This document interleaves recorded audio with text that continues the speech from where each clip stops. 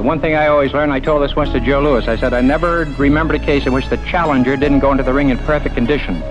Now, certainly you're in great shape. You're about the same size as Marciano, aren't you, in weight? Right. Probably be a pound or two difference. I might be heavier than Marciano. So it's an instance in which two men are going in completely evenly matched physically. That's right. You're both in great shape. You're both real professionals, so I'm going to wish you, as I wish Rocky when we left his training camp, the very best of luck. Yeah. Greetings, people. I come in peace. So, Jake Paul is at it again. AJ v Jake Paul. This has got to be a stunt, surely. From Gervonta Tank Davis to Anthony Joshua, you couldn't get a more physically diametrical choice of opponents. I mean, I wasn't surprised that Tank took the fight. He's a grimy, grubby, shabby character. But AJ? There's a certain group of fighters that just won't do things like that. You can go through the list of them yourselves. There's a category, there's a type, there's a breed of people that understand the optics. Okay, he'll get millions, he'll make millions. But history doesn't count the money you earn. It counts the people you fought. Short-term pleasure for long-term regret. You know, the story of Jesse Owens comes to mind. In 1936, Jesse Owens became an Olympic immortal by winning 4 golds at the Berlin Games, with the Führer himself looking on. 4 months later, he had been banned from athletics and reduced to racing against horses. Let me paraphrase an article written in The Observer by Donald McRae. Jesse Owens had captivated the world and infuriated the Nazis by winning an unprecedented quartet of gold medals at the Berlin Olympics. Yet, it had already come to this, running against a horse before a paltry crowd of 3,000 during the halftime interval of a Cuban football match. Now, this is the crux. Later, he would look back and take a more realistic view of the humiliating charade. It was degrading for an Olympic champion to run against a horse, he reflected. For Owens, however, the Havana race was far from his last bizarre stunt run.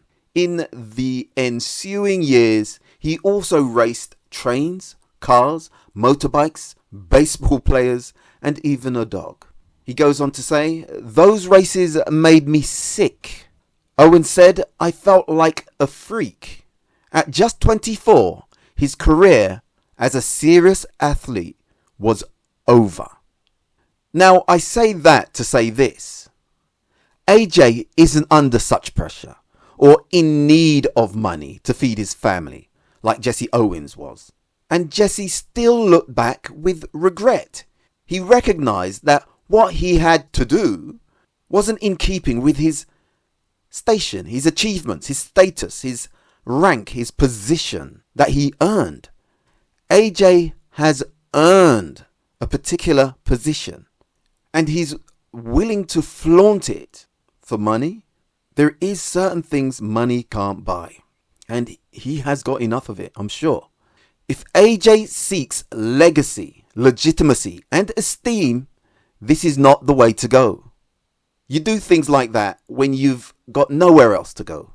It smacks of being put out to pasture.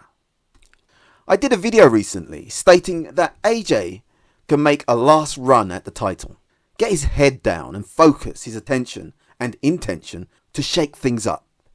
I can't see how this fight can help his cause. If he knocks Jake out, he's a bully.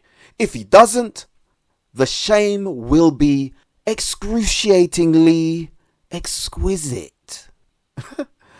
In fact, there's more pressure in this kind of fight than fighting a top 20 heavyweight. Like I said, if AJ doesn't render Jake Paul incapacitated and unconscious in less than 5 rounds, the humiliation will be complete. People can't wait to stick the boot into AJ. Say if AJ can't pin Jake Paul down. Life is strange.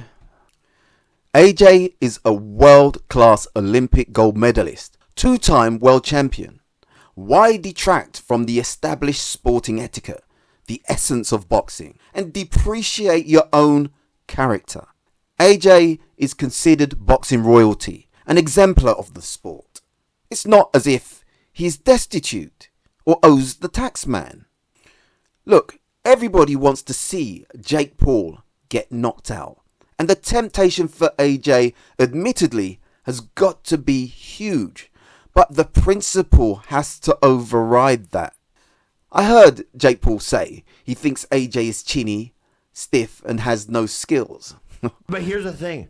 I want to fight Anthony Joshua exclusive because I know that I will beat Anthony Joshua's ass. I know I will just got knocked out, right? Yeah. He doesn't have a chin and he has no skill and he's stiff. And I love you, Anthony. We're friends, but I want to fight you. Oh dear. It is tempting, isn't it, though? God, I'm in two minds.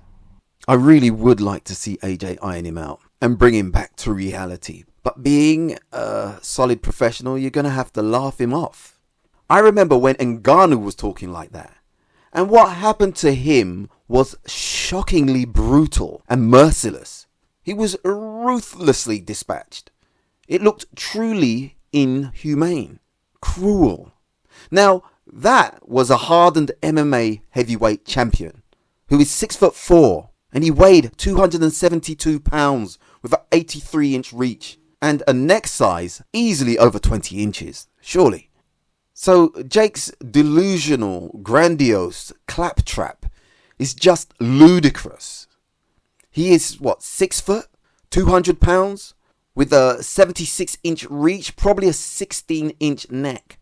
A wannabe boxer who, due to a massive tweeny teens following, has managed to grift his way into fighting non-boxers, elderly, retired, or inactive boxers. But when he fought someone his size and level in Tommy Fury, he lost. I honestly don't think he could become an area champion in this country. He's what you'd call a roper. You know, the guy who targets and gains the confidence of a victim or mark to bring them into a larger scheme, pulling the wool over the eyes of naive YouTube devotees. Gareth A. Davis called it a heist. Yep, it is. I think it's more Eddie than it is AJ. A lot of people are saying they just can't take AJ seriously if he goes ahead with it. It's a tricky one. I mean, I still can't look at Mike Tyson the same. Maybe that's different.